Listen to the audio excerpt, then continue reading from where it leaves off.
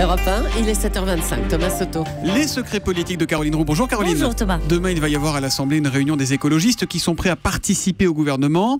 Emmanuel Cos, secrétaire national d'Europe Écologie Les Verts, sera là. Évidemment, pas Cécile Duflot.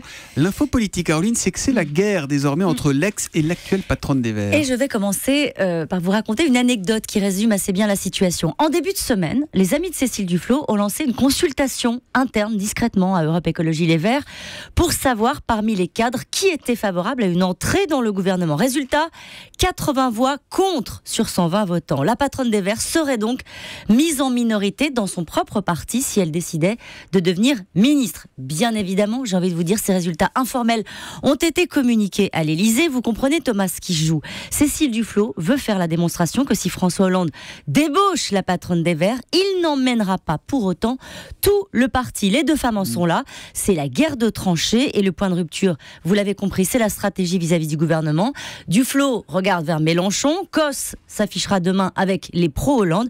Ça ne peut pas bien se passer. Et à la fin, ça se termine comment? Qui gagne? Alors, tout est possible avec les Verts. Ça, il faut bien le comprendre. François Hollande a les cartes en main. Il est pour le moment spectateur de la guerre Cos-Duflot. Certains le poussent à remanier vite, mais lui veut, semble-t-il, prendre le temps de recomposer sérieusement son camp. Il n'exclut pas de les ramener toutes les deux au nom du rassemblement. Il est d'un naturel plutôt optimiste. Justement, Cécile Duflot, mais aussi Arnaud Montebourg, Martine Aubry et même Christiane Taubira ont donné des interviews à charge contre Manuel Valls ces derniers jours.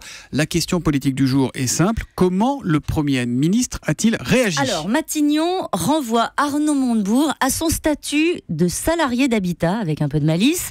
Martine Aubry et Cécile Duflot à leur trajectoire personnelle et Christiane Taubira à sa singularité. Il n'est pas question, vous l'avez compris, d'en rajouter. L'un des fidèles du Premier ministre reconnaît qu'il y a bien une opération concertée pour affaiblir Manuel Valls, mais il n'y aura pas de réponse en forme de ruade ou de coup de sang jusqu'au Congrès. Le Premier ministre n'a que des amis.